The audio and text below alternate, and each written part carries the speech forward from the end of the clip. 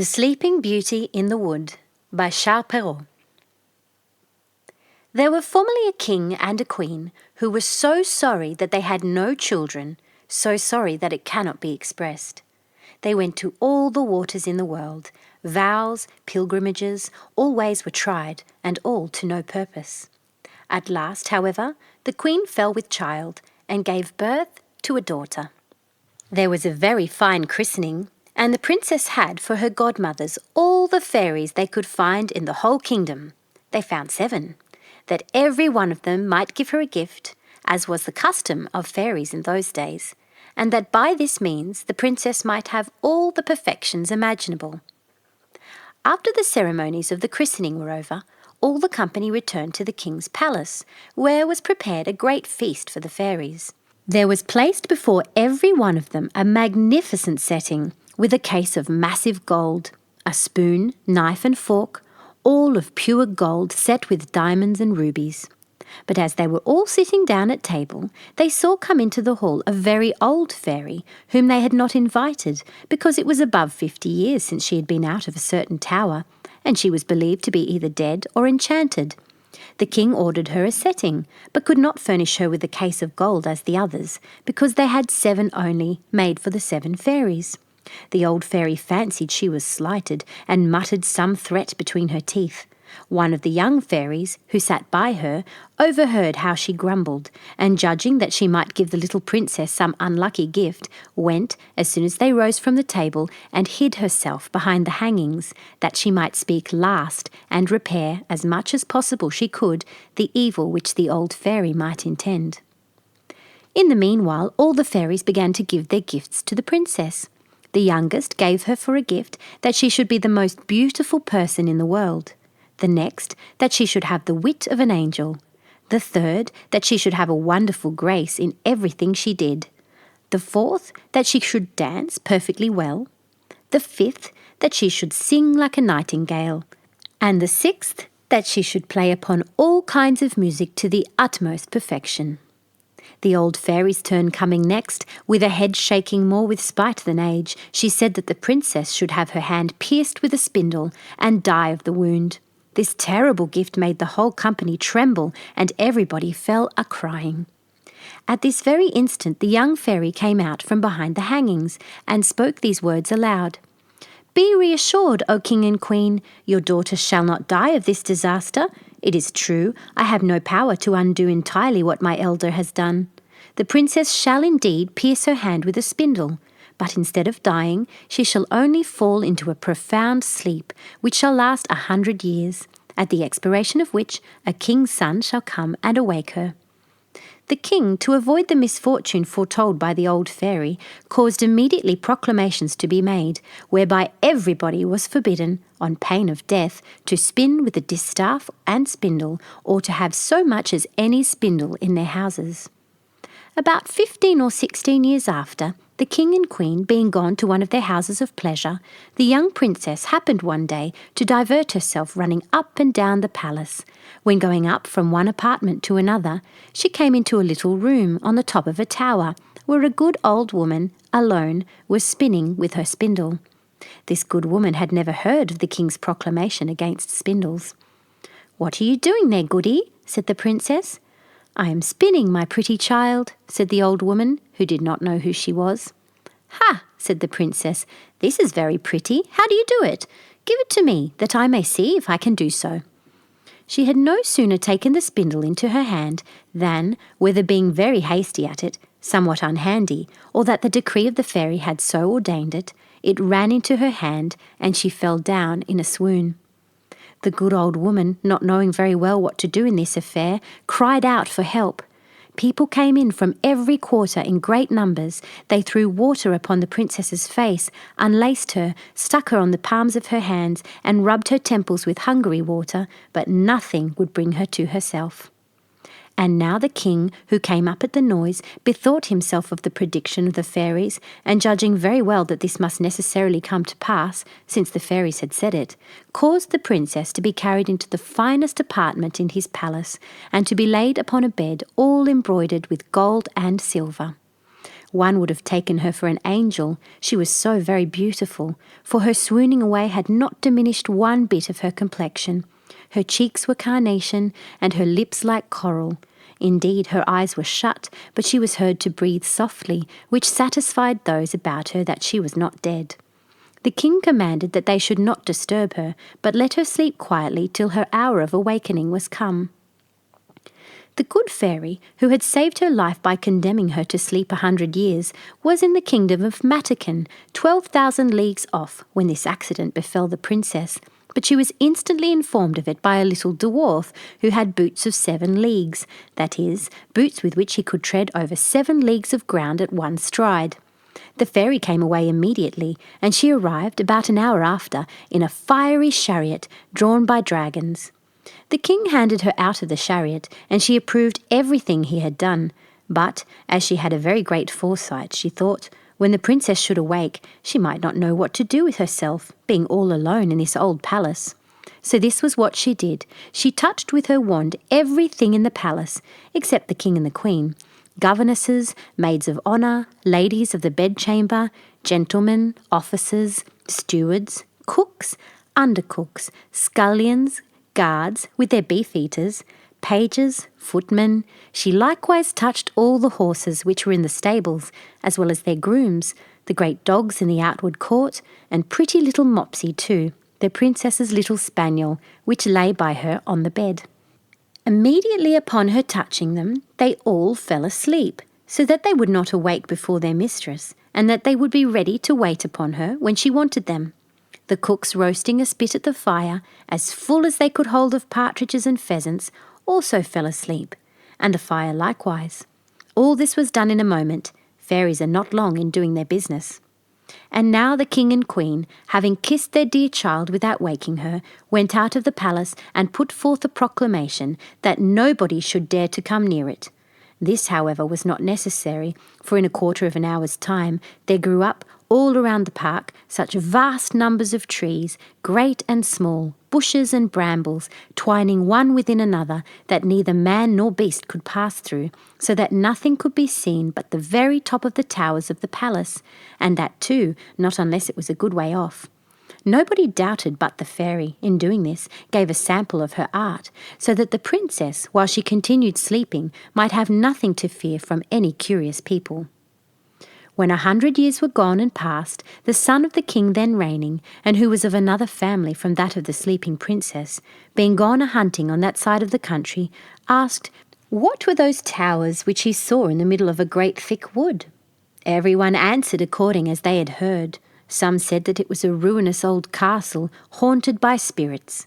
Others, that all the sorcerers and witches of the country kept there their Sabbath, or night's meeting. The common opinion was that an ogre lived there, and that he carried thither all the little children he could catch, that he might eat them up at his leisure, without anybody's being able to follow him, as having himself only the power to pass through the wood. The prince was at a stand, not knowing what to believe, when a very aged countryman spoke to him. "May it please your royal highness, it is now above 50 years since I heard my father, who had heard my grandfather, say that there then was in this castle a princess, the most beautiful was ever seen, and that she must sleep there 100 years, and should be awaked by a king's son, for whom she was reserved." The young prince was all on fire at these words, believing, without a moment's doubt, that he could put an end to this rare adventure, and pushed on by love and honour, resolved that moment to look into it. Scarce had he advanced towards the wood, when all the great trees, the bushes and brambles, gave way of themselves to let him pass through. He walked up to the castle, which he saw at the end of a large avenue, which he went into. And what a little surprise to him was that he saw none of his people could follow him, because the trees closed again as soon as he had passed through them. However, he did not cease from continuing his way. A young and amorous prince is always valiant. He came into a spacious outward court, where everything he saw might have frozen up the most fearless person with horror.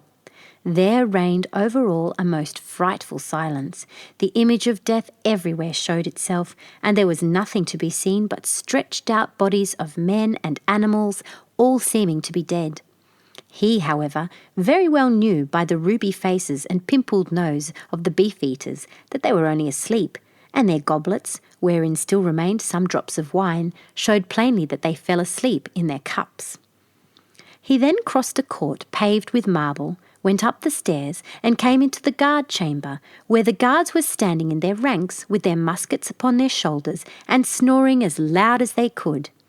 After that he went through several rooms full of gentlemen and ladies, all asleep, some standing, others sitting. At last he came into a chamber all gilded with gold, where he saw upon a bed, the curtains of which were all open, the finest sight was ever beheld, a princess who appeared to be about 15 or 16 years of age, and whose bright and resplendent beauty was divine. He approached with trembling and admiration, and fell down before her upon his knees. And now, as the enchantment was at an end, the princess awaked, and looking on him with eyes more tender than of the first view might seem to admit of, she said, "Is it you, my prince? You have tarried long." The prince, charmed with these words, and much more with the manner in which they were spoken, knew not how to show his joy and gratitude. He assured her that he loved her better than he did himself. His discourse was not well connected, but it pleased her all the more. It had little eloquence, but a great deal of love. He was more at a loss than she, and we need not wonder at it. She had a long time to think on what to say to him, for it is very probable, though history mentions nothing of it, that the good fairy, during so long a sleep, had entertained her with pleasant dreams. In short, when they talked 4 hours together, they had not said half of what they had to say. In the meanwhile, all the palace awakened, everyone thought upon their particular business, and as all of them were not in love, they were ready to die for hunger. The chief lady of honour, being as sharp-set as the other folks, grew very impatient, and told the princess aloud how hungry she was, so that supper was served up. The prince helped the princess to rise. She was entirely dressed, and very magnificently, but his royal highness took care not to tell her that she was dressed like his great-grandmother, and had a point band peeping over a high collar. She looked not a bit the less beautiful and charming for all that. They went into the great hall of looking-glasses, where they supped, and were served by the princess's officers. The violins and hautboys played old tunes, but very excellent, though it was now above 100 years since they had been played, and after supper, without losing any time, the Lord Almoner married them in the chapel of the castle, and the chief lady of honour drew the curtains. They had but very little sleep, the princess had no occasion, and the prince left her next morning to return into the city, where his father must have been anxious on his account. The prince told him that he lost his way in the forest, as he was hunting, and that he had lain at the cottage of a collier, who gave him cheese and brown bread. The king, his father, who was of an easy disposition, believed him, but his mother could not be persuaded this was true, and seeing that he went almost every day a-hunting, and that he always had some excuse ready when he had laid out 3 or 4 nights together, she no longer doubted he had some little amour, for he lived with the princess above 2 whole years, and had by her 2 children, the eldest of which was a daughter named Aurora, and the youngest, who was a son, they called Day, because he was even handsomer and more beautiful than his sister. The queen said more than once to her son, in order to bring him to speak freely to her, that a young man must take his pleasure, but he never dared to trust her with his secret. He feared her, though he loved her, for she was of the race of the ogres, and the king would never have married her had it not been for her vast riches. It was even whispered about the court that she had ogrish inclinations, and that, whenever she saw little children passing by, she had all the difficulty in the world to refrain from falling upon them and eating them up. And so the prince would never tell her one word. But when the king was dead, which happened about 2 years afterwards, and he saw himself lord and master, he openly declared his marriage, and he went in great ceremony to fetch his queen from the castle. They made a magnificent entry into the capital city, she riding between her 2 children. Some time after, the king went to make war with the Emperor Cantalabute, his neighbour. He left the government of the kingdom to his mother the queen, and earnestly asked her to care for his wife and children. He was like to be at war all the summer, and as soon as he departed, the queen mother sent her daughter-in-law and her children to a country house among the woods, that she might with more ease gratify her horrible longing to eat them. "I will have it so," replied the queen, "and will eat her with a sauce robert." Some few days afterwards she went there herself and said to her clerk of the kitchen, "I have a mind to eat little Aurora for my dinner tomorrow." "Ah, madam," cried the clerk of the kitchen. "I will have it so," replied the queen, and this she spoke in the tone of an ogress who had a strong desire to eat fresh meat, "and I will eat her with a sauce robert." This is a French sauce made with onions shredded and boiled tender in butter, to which is added vinegar, mustard, salt, pepper, and a little wine. The poor man, knowing very well that he must not play tricks with ogresses, took his great knife and went up into little Aurora's chamber. She was then 4 years old, and came up to him jumping and laughing to take him about the neck and ask him for some sugar candy. Upon which he began to weep, and the great knife fell out of his hand, and he went into the backyard and killed a little lamb and dressed it with such good sauce that his mistress assured him she had never eaten anything so good in her life. He had at the same time taken up little Aurora and carried her to his wife to conceal her in the lodging he had at the end of the courtyard.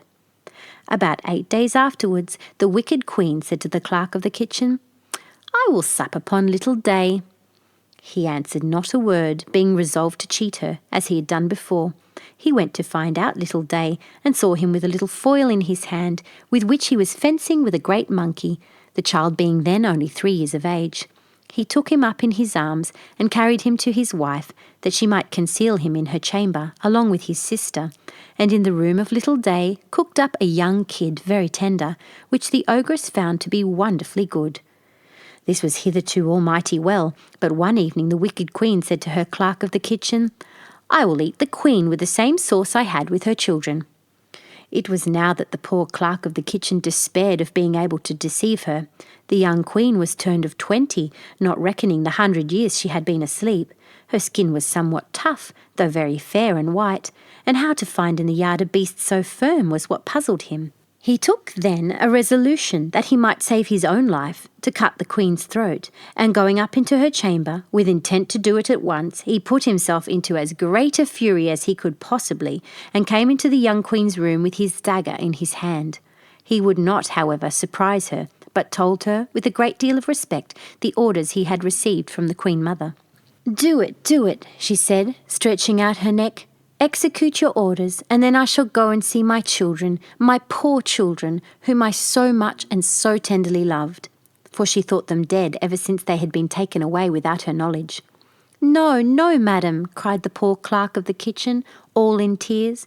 "You shall not die, and yet you shall see your children again, but it must be in my lodgings, where I have concealed them, and I shall deceive the queen once more by giving her in your stead a young hind." Upon this he forthwith conducted her to his chamber, where, leaving her to embrace her children and cry along with them, he went and dressed a hind, which the queen had for her supper, and devoured it with the same appetite as if it had been the young queen. Exceedingly was she delighted with her cruelty, and she had invented a story to tell the king at his return how ravenous wolves had eaten up the queen his wife and her 2 children. One evening, as she was, according to her custom, rambling around the courts and yards of the palace to see if she could smell any fresh meat, she heard, in a ground room, little Day crying, for his mamma was going to whip him because he had been naughty, and she heard at the same time little Aurora begging pardon for her brother. The ogress presently knew the voice of the queen and her children, and being quite mad that she had been thus deceived, she commanded next morning, by break of day, with a most horrible voice which made everybody tremble, that they should bring into the middle of the large court a large tub, which she caused to be filled with toads, vipers, snakes, and all sorts of serpents, in order to have thrown into it the queen and her children, the clerk of the kitchen, his wife and maid, all whom she had given orders should be brought there with their hands tied behind them. They were brought out accordingly, and the executioners were just going to throw them into the tub when the king, who was not so soon expected, entered the court on horseback, for he came post, and asked with the utmost astonishment what was the meaning of that horrible spectacle. No one dared tell him, when the ogress, all enraged to see what had happened, threw herself head foremost into the tub, and was instantly devoured by the ugly creatures she had ordered to be thrown into it for others. The king could not help but be very sorry, for she was his mother, but he soon comforted himself with his beautiful wife and his pretty children. The end.